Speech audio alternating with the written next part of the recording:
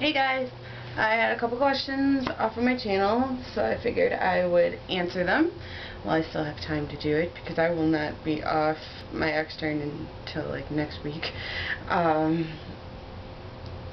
My best friends, Ash and Megan, sent me questions, and I'm like, yay, I love you guys. Ash asked me if Ro could do a duet with anyone. Who do you think he should do it with, and why?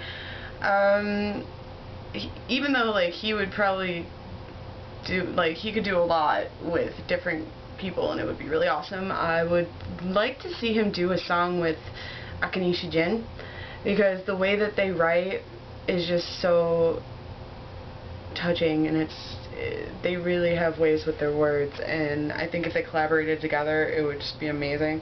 And I love the way that they sound together, because I heard them sing Care together and I'm just like, oh.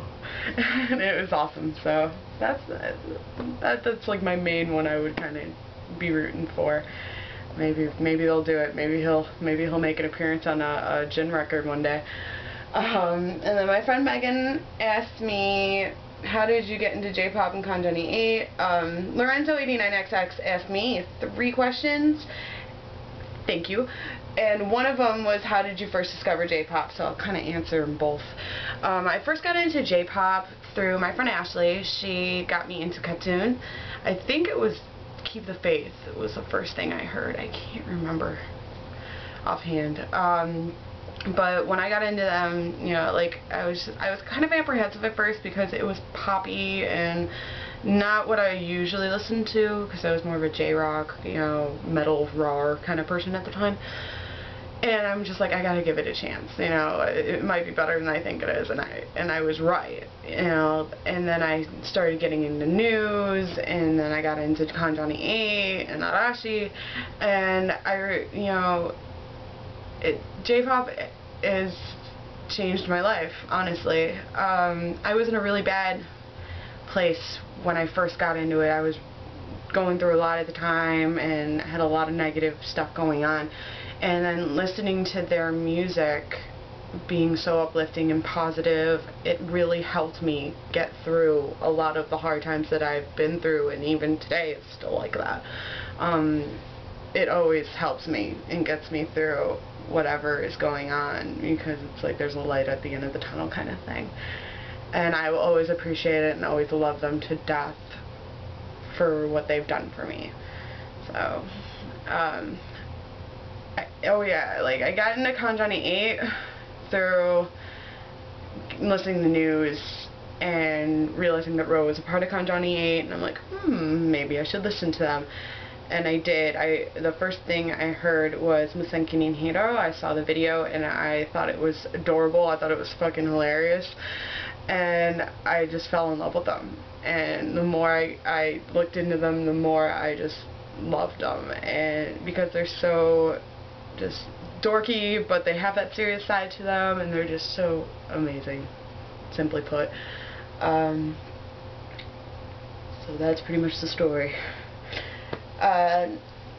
Lorenzo89XX asked me to list my top 10 favorite J-pop songs. It was really hard. Like, I've been racking my brain over this for the past week because there's so many songs that are so good. But I managed to pick 10. First one, ironically enough, is One by Kanjani 8. It's a song that just really hit me when I first heard it and read the lyrics. I love Subaru for the lyrics that he writes. Oh my god, they're just so moving and amazing, and that song was just, it was something I really needed to hear at the time because I was in a bad place, and it pretty much tells you, you know, it's like, yeah, there's bad things that go on, but there is good in the world, kind of thing. One of my favorite lyrics from it is, even at the end of being tired out, the sun will rise again. You know, it's just like there's always another day, and there's always, you know, room for improvement in life. So I just really can relate to that. Number 2 would have to be Misate Kure by Kanjani 8, because I love when they perform it. Every performance I've seen of it, it just gives me chills, because they get so into it and they just are so passionate when they do that song. Like, almost every one I've seen, at the very beginning, you hear Subaru scream off the top of his lungs, "Misa Tekure!" And it's just like, oh my god! Oh, it's amazing. I love it. I love when they get really into it with the band songs and stuff like that, because being a more rocker person, I can't help but appreciate it. I always love that song. Number 3 would have to be Mamalitai by our dear Okura of Kangani. That song is just so cute. You just wish he was singing it to you. Because it's just like, he just wants to be loved. That's all he wants, you know, and it's so sweet and cute, and it's like, everybody wants that. Everybody wants to be loved. And to hear a beautiful guy like him singing it, yeah. And it's like, when I first heard that song, even when I didn't know the translation, it made me cry. It made me cry because it was just so moving. It broke the language barrier, and it's, yeah, amazing. Number 4 would have to be With Me by News. It's another really moving song, and it reminds me of me and my friends, Ashley and Megan. You know, it's like, cry with me, smile with me, you know, it's like, be together as one kind of thing, because that's how we are. We're always there for each other and stuff like that, so that's kind of like our theme song. I like to think so. Yeah. Number 5 would be Hoshi wo Mezashite by News.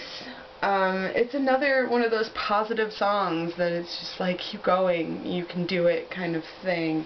One of my favorite lines from it is, taking one step at a time, we've come too far for looking back on all the painful scars we left behind long ago. You know, I can really relate to it, because there's a lot of painful things that I've had in my past, you know, and it kind of tells you, it's like, it's in the past, it's done. It's time to move on. It's time to think about the future. It's time to, you know, think about what's going on right now and doing your best. So I really love that song for that. Number 6 would be Ashita no Kyoku by Arashi. I love that song mainly because it was the theme song for a quiz show. And every time I hear it, I just think of show, and I think of Yoko, and I think of that drama, because that drama is like my favorite drama ever. And it's one of those bittersweet kind of songs, and I just relate to it because it's like that. So, eh. And then number 7 would be Niji by Ninomiya Kazunari, one of his solos. It's just it's another one of those really sweet songs that you wish was about you. It's one of those, you know, he wants love, and it's like, oh, it's cute. I love it. Number 8, it would be Akireru Kurai Bokura wa Negao by Tokyo. Not just because it's Ro's favorite Tokyo song, it was one of the big reasons why I got into Tokyo, because it was such a moving song, and it just really hit me. Like, some of the lyrics is, being afraid to believe, lying for someone else's sake, everybody's face looks different, but each one is the shape of their feelings. You know, it's like, as much as you try to hide how you really feel, you can still see it. You know, you can still see it in somebody's face if you look hard enough. And I can relate to that, because I tend to do that sometimes. A lot. So, I don't know. It's just a really, really powerful song to me. Let's see.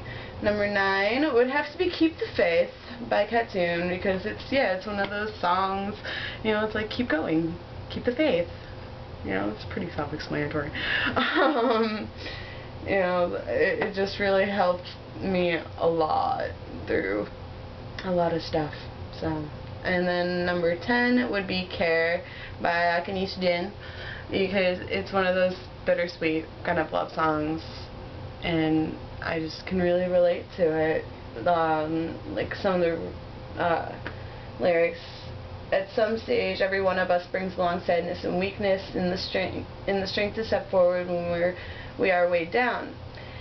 The same number of smiles as there were sad faces will be waiting. It's like there's bad and there's good. There's a balance, and there has to be both in order to really appreciate and enjoy the good things. There has to be bad times too, and I don't know, I can kind of relate to that, and it just tells me to keep thinking of that, you know, even though there's bad things going on, there will be good. Let me see. Lorenzo89XX, last question was, what Kanjani 8 songs do you recommend to someone who's never listened to them before?